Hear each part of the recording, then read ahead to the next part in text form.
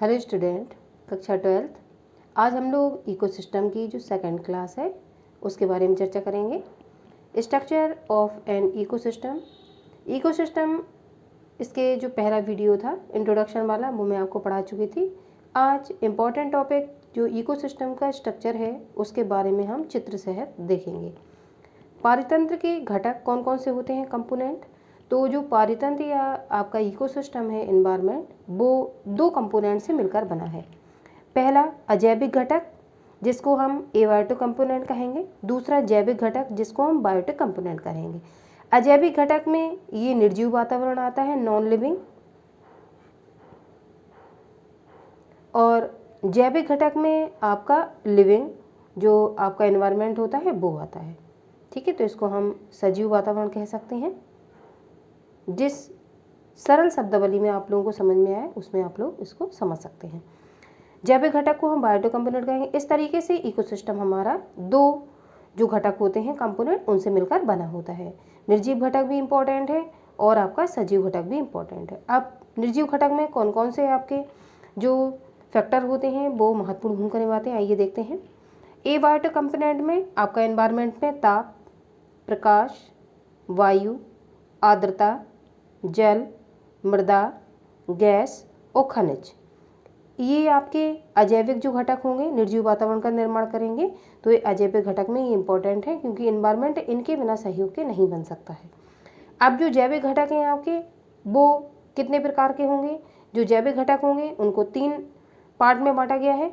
उत्पादक जिसको हम कहेंगे प्रोड्यूसर्स, उपभोक्ता जिसको हम कहेंगे कंज्यूमर्स, अपघटक जिसको हम कहेंगे डिकम्पोजर। तो उत्पादक हम कहते हैं पेड़ पौधों को। अब पेड़ पौधों की एनवायरनमेंट में सबसे अहम भूमिका होती है क्योंकि सोलर एनर्जी के द्वारा अपना भोजन बनाने का काम करते हैं, और इन जो प्रोड्यूसर्स होते हैं इन पे सारे जो कंज्यूमर्स होते हैं हर्बीवोरस वो डिपेंड करते हैं। अब जो उत्पादक आपके हैं वो हरे पेड़ पौधे होंगे जो प्रकाश की उपस्थिति में अपना भोजन स्वयं बनाएंगे। उपभोक्ता आपके 3 प्रकार के होंगे। कौन कौन से। प्राथमिक उपभोक्ता जिनको हम प्राइमरी कंज्यूमर कहेंगे, वही सारे हर्बीवोरस होते हैं, शाकाहारी। दूसरे आपके द्वितीयक उपभोक्ता जिनको हम फर्स्ट कार्निवोरस कह सकते हैं, प्रथम मांसाहारी। और आपके तीसरे तृतीयक उपभोक्ता होंगे जिनको हम सर्वोच्च या टॉप कार्निवोरस कह सकते हैं। अब तीसरा आपका जो उत्पादक उपभोक्ताओं की जो डेड बॉडीज होगी या डेड ऑर्गन्स होंगे उनको जो डिस्ट्रॉयड करने का काम करते हैं वो आपके डिकम्पोजर्स करते हैं, जिसमें आपके जीवाणु और कवक जो होते हैं वो इम्पोर्टेंट रोल प्ले करते हैं। जीवाणु व कवक। आपको थोड़ा सा समझ में आया, मैं फिर से दोबारा से रिपीट करती हूँ। जो पारिस्थितिक तंत्र या इकोसिस्टम है वो आपके 2 कंपोनेंट से मिलकर बना है, एबायोटिक कंपोनेंट और बायोटिक कंपोनेंट। एबायोटिक कंपोनेंट को हम निर्जीव वातावरण समझते हैं और बायोटिक कंपोनेंट को हम सजीव वातावरण जिसमें लिविंग आपकी चीज़ें आती हैं वो हैं। एबायोटिक कंपोनेंट में आपका जो इन्वायरमेंट का निर्माण करते हैं, ताप, प्रकाश, वायु, आर्द्रता, जल, मृदा, गैस, खनिज, ये सारी चीज़ें आ जाएंगी एबायोटिक में। और आपके जो जैविक घटक होंगे वो 3 प्रकार के होंगे, जिसमें प्रथम जो प्लेस वैल्यू होगी वो प्रोड्यूसर्स की होगी, सेकंड प्लेस वैल्यू जो आपकी होगी वो कंज्यूमर्स की होगी, और थर्ड प्लेस वैल्यू जो होगी वो अपघटक की या आपके डिकम्पोजर्स की होगी। इनको हम पृथ्वी के सफाई कर्मी भी कहते हैं या इनको हम स्कैवेंजर, अपमार्जक के नाम से भी जानते हैं। यहाँ से एक शॉर्ट आता है, अपमार्जक किसे कहते हैं, तो जब मैं थ्योरी पढ़ाऊंगी तो इसमें इसके बारे में आपसे चर्चा जरूर करूंगी। तो पहली प्लेस वैल्यू उत्पादक होंगे। उत्पादक कौन। हरे पेड़ पौधे होते हैं जो सोलर एनर्जी के माध्यम से अपना भोजन बनाते हैं, और भोजन बनाने में आप और हमारे द्वारा छोड़ी गई कार्बन डाइऑक्साइड को एब्जॉर्ब करते हैं और ऑक्सीजन को रिलीज करते हैं जो आप और हम एक्सेप्ट कर लेते हैं। उपभोक्ता 3 प्रकार के होंगे, आपको याद रखना है, फर्स्ट कंज्यूमर्स, सेकंड कंज्यूमर्स और थर्ड कंज्यूमर। अब उत्पादक उपभोक्ताओं की मृत्यु के बाद इनकी जो सफाई होती है या इनकी जो डिकम्पोज करने का कार्य होता है वो अपघटक करते हैं, जिसमें आपके जीवाणु और कवक आते हैं। आई होप आपको स्ट्रक्चर के माध्यम से थोड़ा समझ में आया होगा कि कितने प्रकार के। इसके बाद मैंने क्वेश्चन भी करवाने का प्रयास किया है। अगर आपको ग्राफ सही से समझ में आ गया तो इजीली इसी ग्राफ से आप सारे आंसर क्लियर कर सकते हैं। आप रेखाचित्र के माध्यम से हम समझने का प्रयास करते हैं। सबसे पहले सनलाइट, सन आपका प्रेजेंट रहेगा जिससे सोलर एनर्जी के माध्यम से ग्रीन प्लांट अपना क्या बनाएंगे, भोजन बनाएंगे। ठीक है, प्रकाश संश्लेषण क्रिया में, और आप और हमारे द्वारा छोड़ी गई कार्बन डाइऑक्साइड को ये एब्जॉर्व करेंगे और O2 एनवायरनमेंट में रिलीज करेंगे। तो ग्रीन प्लांट्स को हमने क्या देखा था पहले वाले ग्राफ में, प्रोड्यूसर्स। ठीक है, आप प्रोड्यूसर्स से भोजन पे डिपेंड कौन कौन रहता है? हर्बीवोरस शाकाहारी डिपेंड रहते हैं। शाकाहारियों पे कौन डिपेंड रहता है? मांसाहारी रहते हैं, जिनको हम कार्निवोरस कहते हैं। अब हर्बीवोरस पे डिपेंड रहते हैं पैरासाइट्स रहते हैं, जो परजीवी होते हैं, और इसके व्यंजन भी डिपेंड रहते हैं। और जो सेप्रोफाइट्स होते हैं मृतोपजीवी, ठीक है, वो भी डिपेंड रहते हैं, जिनको हम जीवाणु और कवक कहते हैं। आप ग्रीन प्लांट, ये देखो, ये सारे इस पे डिपेंड हैं। ग्रीन प्लांट पे हर्बीवोरस भी, पैरासाइट भी, इसके व्यंजन भी और सेप्रोफाइट्स भी। अब सबकी मृत्यु के बाद डिकम्पोजर, ये इनका अपघटक हो जाता है, ये अपघटन कर दिया जाता है, इनको डिकम्पोज कर दिया जाता है। इतने सारे आपके कंज्यूमर्स के नाम से जाने जाएंगे, जिसमें शाकाहारी, मांसाहारी, ये सारे कंज्यूमर्स होंगे, तो मैंने कंज्यूमर्स यहाँ लिखा हुआ है। इतना इतना जो आपका एरिया दिखाई दे रहा है, ये लिविंग कंपोनेंट होगा, जिसको हमने सजीव वातावरण या बायोटिक या जैविक घटक आपको कहा था। डिकम्पोजर यहाँ तक ये लिविंग कंपोनेंट्स होंगे। और ट्रांसफॉर्मर परिवर्तना, जब डेड बॉडीज ये छोटे छोटे टुकड़ों में जब रूपांतरित हो जाएगी, तो ये इनका परिवर्तन हो जाता है और ये खने लवणों मिट्टी में मिल जाते हैं। इन न्यूट्रिएंट्स को फोटोसिंथेसिस की क्रिया में जो ग्रीन प्लांट होते हैं वो एब्जॉर्ब कर लेते हैं। अब इस तरीके से ये साइक्लिक क्रम इकोसिस्टम का लगातार चलता रहता है। सबसे पहले सन के बाद सन पे कौन डिपेंड होगा? ग्रीन प्लांट डिपेंड होंगे। ग्रीन प्लांट्स पे कौन? हर्बीवोरस, पैरासाइट, इसके व्यंजन और सेप्रोफाइट डिपेंड होंगे। और हर्बीवोरस पे कार्निवोरस डिपेंड होंगे। और शाकाहारियों मांसाहारियों की मृत्यु के जो डेड ऑर्गन्स होंगे, उनको छोटे छोटे टुकड़ों में सरल कार्बनिक तत्वों में कौन तोड़ेगा? अपघटक या डिकम्पोजर तोड़ेंगे। इतना इतना एरिया आपका लिविंग कंपोनेंट कहलाएगा, जिसमें आपके प्रोड्यूसर्स और आपके कंज्यूमर्स और डिकम्पोजर आएंगे, जो लिविंग वातावरण का निर्माण करेंगे। ये मैंने यहाँ पर लिविंग एरिया लिखा हुआ है, ये स्ट्रक्चर ऑफ इकोसिस्टम। अब डिकम्पोजर ये आपकी डेड बॉडीज को, जो जटिल कार्बनिक पदार्थ डेड बॉडीज के हैं, उनको सरल कार्बनिक तत्वों में तोड़ देंगे ट्रांसफॉर्मर के माध्यम से, और ये न्यूट्रिएंट्स के माध्यम से ग्रीन प्लांट इनको एब्जॉर्ब कर लेंगे भोजन बनाने की क्रिया में। इस तरीके से ये साइक्लिक क्रम लगातार इकोसिस्टम में चलता रहता है। आइए थ्योरी के माध्यम से समझने का प्रयास करते हैं, कैसे हमें नोट्स प्रिपेयर करने हैं इसको लिखने के लिए। पारितंत्र का निर्माण अनेक प्रकार के अजैविक कारकों, भौतिक और रासायनिक कारकों, पादपों, जंतुओं और सूक्ष्म जीवों के मिलने से होता है। अजैविक कारकों में आपके भौतिक और रासायनिक कारक आ जाएंगे, और जो लिविंग कंपोनेंट था उसमें पादप, जंतु और सूक्ष्मजीव है। सूक्ष्मजीव में जीवाणु कवक आप तैयार करोगे, पादप में प्रोड्यूसर और जंतुओं में कंज्यूमर्स के मिलने से होता है। ये सभी घटक मिलकर एक इकाई का निर्माण करते हैं, जिसे हम पारिस्थितिक तंत्र या इकोसिस्टम कहते हैं। आप एबायोटिक कंपोनेंट में अजैविक घटकों में इन्हें हम निम्न प्रकार से वर्गीकृत कर सकते हैं, जिसमें पहला है भौतिक कारक, फिजिकल फैक्टर, प्रकाश। आप जो फिजिक्स में जितनी चीज़ें पढ़ते हो वो आप रिलेट करके इनको तैयार कर सकते हो। प्रकाश, ताप, वर्षा, नमी आदि। अकार्बनिक कारक इनऑर्गेनिक फैक्टर्स में जल, आप इनऑर्गेनिक केमिस्ट्री में जल, नाइट्रोजन, CO2, ऑक्सीजन आदि पढ़ते हो। और कार्बनिक जो पदार्थ आपके होंगे ऑर्गेनिक सब्सटेंस, जिसमें आप प्रोटीन, कार्बोहाइड्रेट, वसा, न्यूक्लियक अम्ल आदि को शामिल किया गया। न्यूक्लियक अम्ल में आपका DNA, RNA ये दोनों रहेंगे। तो इस तरीके से एबायोटिक कंपोनेंट में हम निर्जीव वातावरण के बारे में मैंने चर्चा की है। B, biotic component of ecosystem, जैविक घटक जो लिविंग फैक्टर थे आपके पारिस्थितिक तंत्र के जैविक घटकों में सजीवों को शामिल किया जाता है, जैसे पादप, जंतु, जीवाणु, विषाणु आदि। आप पहला जो आप लिखेंगे स्वपोषी घटक या उत्पादक। स्वपोषी घटक जो अपना भोजन बनाने में स्वयं सक्षम होते हैं, ऑटोट्रॉफ्स, उनको हम पेड़ पौधे प्रोड्यूसर के नाम से जानते हैं। अब प्रोड्यूसर में कैसे लिखेंगे हम लोग? ऐसे सभी जीव जो अपने पोषण के लिए स्वयं अकार्बनिक पदार्थों से जटिल कार्बनिक पदार्थों का निर्माण कर सकते हैं। या आप जटिल कार्बनिक पदार्थ कठिन लग रहा है तो भोजन का निर्माण स्वयं करने में सक्षम होते हैं, ठीक है, उन्हें हम स्वपोषी घटक या उत्पादक के नाम से जानते हैं। इनमें समस्त हरे पादप, साइनोबैक्टीरिया, शैवाल, साग, झाड़ी, वृक्ष आदि शामिल है। साइनोबैक्टीरिया, शैवाल एल्गी प्लांट है आपके, ये भी हरे होते हैं। साग जो छोटी छोटी आपके साग सब्जियां होती हैं वो भी हर्बीवोरस होते हैं। झाड़ी और वृक्ष आदि को शामिल किया गया है। अब इसमें मैंने अन्य में भी डाला है बॉल बॉक्स, स्पाइरो वगैरह, नॉस्टॉक, ये आपके सारे शैवाल हैं। ये भी भोजन बनाने में स्वयं सक्षम होते हैं। जब आप पॉन्ड इकोसिस्टम पढ़ोगे तब ये सब आपको वहाँ देखने के लिए मिलेंगे। दूसरा है विषमपोषी घटक, या इन्हीं को हम क्या कहते हैं? उपभोक्ता। विषमपोषी घटक जो दूसरों पर भोजन के लिए निर्भर रहते हैं, उनको हम विषमपोषी घटक या हेटेरोट्रॉप्स के नाम से जानते हैं। आप कंज्यूमर्स क्या लिखेंगे? ऐसे जीव जो स्वपोषी घटकों द्वारा, स्वपोषी कौन? उत्पादक, निर्मित भोजन से अपने पोषण की प्राप्ति करते हैं, विषम पोषी घटक कहलाते हैं, जिसमें आपका खरगोश, चूहा, मेढक, शेर, मनुष्य आदि आ जाएंगे। विषमपोषी जीवों को उनके आकार के आधार पर निम्न प्रकार से वर्गीकृत किया जा सकता है। प्रथम श्रेणी उपभोक्ता, मैंने आपको उपभोक्ता 3 प्रकार के बताए थे, प्राइमरी कंज्यूमर, सेकेंडरी कंज्यूमर और टर्सरी कंज्यूमर। तो प्रथम श्रेणी उपभोक्ता वे जीव जो अपना भोजन सीधे ही उत्पादकों से प्राप्त करते हैं, प्रथम श्रेणी के उपभोक्ता कहलाते हैं। इन जीवों को शाकाहारी भी कहा जाता है, जैसे कीट, चूहे, हिरन, खरगोश, चिड़िया, बकरी आदि। ये सारे डायरेक्टली प्लांट पर डिपेंड रहते हैं, तो हर्बीवोरस या शाकाहारी कहलाते हैं। दूसरा, द्वितीय श्रेणी उपभोक्ता, सेकेंडरी कंज्यूमर्स, ऐसे जीव जो शाकाहारी जंतुओं का शिकार करके अपने भोजन की प्राप्ति करते हैं, मतलब सेकंड वाले जो उपभोक्ता होंगे फर्स्ट पर निर्भर रहेंगे, भोजन की प्राप्ति करते हैं। द्वितीय श्रेणी के उपभोक्ता या प्रथम मांसाहारी भी कहलाते हैं, जैसे पक्षी, बिल्ली, कुत्ता, मेढक, लोमड़ी, सर्प, भेड़िया आदि। अब अगला, तृतीय श्रेणी उपभोक्ता है टर्सरी कंज्यूमर, ऐसे जीव जो द्वितीय श्रेणी के उपभोक्ताओं खाकर अपने भोजन की प्राप्ति करते हैं, तृतीय श्रेणी के उपभोक्ता कहलाते हैं। ये तृतीय वाले किसको खाएंगे? द्वितीय वाले को। तृतीय श्रेणी के उपभोक्ता है द्वितीयक मांसाहारी कहलाते हैं, इन्हें सर्वोच्च उपभोक्ता भी कहते हैं। ये आपको याद रखना है, एक प्रश्न आता है सर्वोच्च उपभोक्ता कैसे कहते हैं, तो द्वितीय जो आपके तृतीय श्रेणी के उपभोक्ता होते हैं उनको हम सर्वोच्च श्रेणी के उपभोक्ता या टॉप कंज्यूमर के रूप में जानते हैं। शेर और बाज ये दोनों ही किसी दूसरे के द्वारा नहीं खाए जाते हैं, ठीक है, इसलिए ये टॉप कंज्यूमर कहलाते हैं।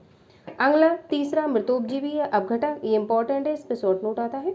इनको हम सैप्रोफाइट्स या डीकम्पोजर्स कहते हैं। बेजीव जो पादप और जंतुओं के मृत शरीर के जटिल कार्बनिक पदार्थों को सरल कार्बनिक पदार्थों में तोड़कर अपना भोजन प्राप्त करते हैं, अपघटक कहलाते हैं।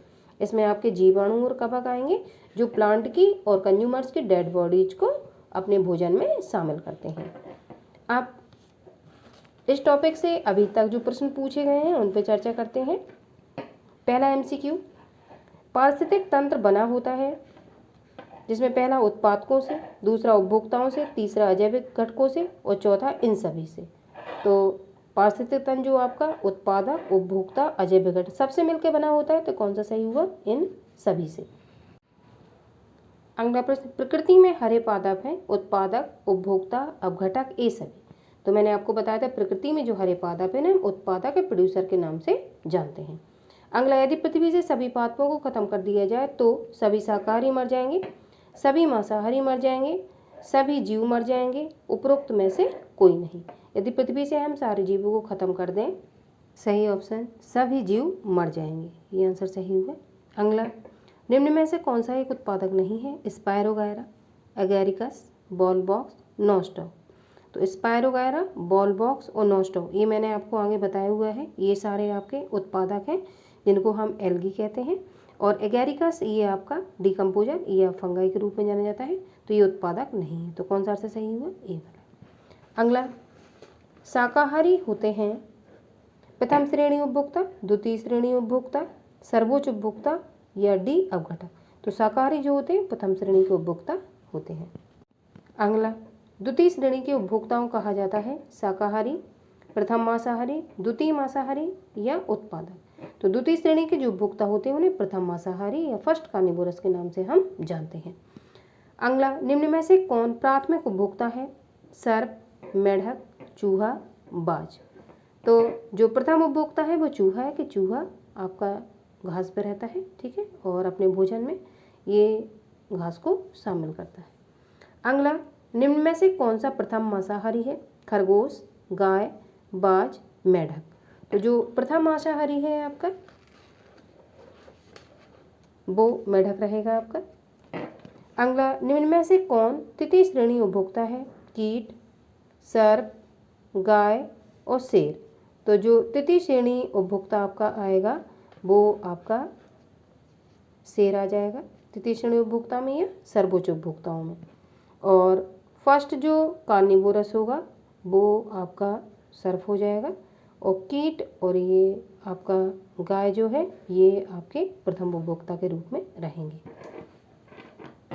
अगला, निम्न में से सर्वोच्च उपभोक्ता है शेर, बाज, ए तथा बी दोनों, और डी रहेगा भेड़िया। तो सर्वोच्च उपभोक्ता में आपका शेर और बाज दोनों आते हैं, तो इस तरीके से ए तथा बी दोनों, ये आंसर सही होगा। अगला प्रश्न, जीवाणु कवक कैसे अपघटक होते हैं? स्वपोषी, परपोषी, मृतोपजीवी और आपकी रसायन स्वपोषी। फर्स्ट और सेकंड सही है, फर्स्ट और फोर्थ सही है, सेकंड और थर्ड सही है, फर्स्ट और सेकंड सही है। ये मैंने आपका पोस्ट में भी ये प्रश्न कराया हुआ था, जिसमें जीवाणु और कवक जो आपके होते हैं वो आपके स्वपोषी और जो परपोषी और मृतोपजीवी और रसायन स्वपोषी, 4 ऑप्शन में से आपका परपोषी रहेगा और मृतोपजीवी। इस तरीके से आपका सेकंड और ये थर्ड आंसर सही होगा, क्योंकि जो डिकम्पोजर्स होते हैं परपोषी भी होते हैं और वो सैप्रोफिटिक भी होते हैं, क्योंकि मृत चीज़ों से अपना भोजन प्राप्त करते हैं। अगला, निम्न में से कौन सा अजैविक घटक नहीं है? अब घटक CO2, वसा और प्रकाश। तो CO2, वसा और प्रकाश ये अजैविक घटक में आएंगे आपके, और अब घटक आपका किस में आएगा? जैविक घटक में। तो ये सही है। अब वेरी शॉर्ट जो क्वेश्चन आपके हैं, प्रथम श्रेणी उपभोक्ता किसे कहा गया है? तो मैंने आपको थ्योरी पढ़ाई हुई, उससे आप आंसर अपने मन से भी अगर लिखना चाहें तो लिख सकते हैं। बस मैंने आंसर राइटिंग करके बताइए कि एक नंबर में आपको कितना लिखना है। वे जीव जो सीधे ही पादप से अपने पोषण की प्राप्ति करते हैं प्रथम श्रेणी के उपभोक्ता या शाकाहारी जीव कहलाते हैं। अगला प्रश्न, पारिस्थितिक तंत्र में स्वपोषी किन्हें माना गया है? तो ऐसे समस्त जीव जो स्वयं अकार्बनिक पदार्थों से कार्बनिक पदार्थों का निर्माण कर सकते हैं या भोजन का निर्माण कर सकते हैं, आप ऐसा भी लिख सकते हैं। कार्बनिक पदार्थों की जगह आप क्या लिख सकते हैं? भोजन का निर्माण कर सकते हैं, उन्हें स्वपोषी माना गया, जैसे हरे पादप। सर्वोच्च उपभोक्ता के 2 उदाहरण दीजिए। अगला प्रश्न है, शेर व बाज 2 सर्वोच्च श्रेणी के उपभोक्ता के उदाहरण हैं। इन्हें सर्वोच्च उपभोक्ता इसलिए कहते हैं क्योंकि किसी अन्य जंतु के द्वारा नहीं खाए जाते हैं। अगला प्रश्न, प्रथम श्रेणी के उपभोक्ता एवं उच्च मांसाहारी में अंतर कीजिए। यूपी बोर्ड 18 में प्रश्न पूछा गया था। तो प्रथम श्रेणी के उपभोक्ता आपको पता है किसको कहा गया है? वे जीव जो अपना भोजन सीधे ही उत्पादकों से प्राप्त करते हैं प्रथम श्रेणी के उपभोक्ता कहलाते हैं। एग्जाम्पल मैंने दिए, कीट, चूहा, हिरन, खरगोश, चिड़िया, बकरी आदि। अगला, तृतीय श्रेणी उपभोक्ता टर्सरी कंज्यूमर, ऐसे जीव जो द्वितीय श्रेणी के उपभोक्ताओं खाकर अपने भोजन की प्राप्ति करते हैं। तृतीय श्रेणी उपभोक्ता या द्वितीयक मांसाहारी कहलाते हैं, जैसे कि शेर और बाज।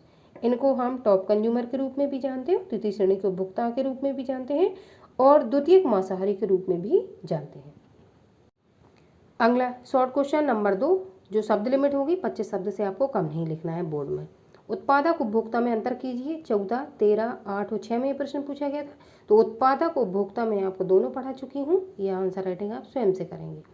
अगला, उत्पादक अपघटक में अंतर स्पष्ट कीजिए। 10 और 7 में ये प्रश्न पूछा गया था बोर्ड में।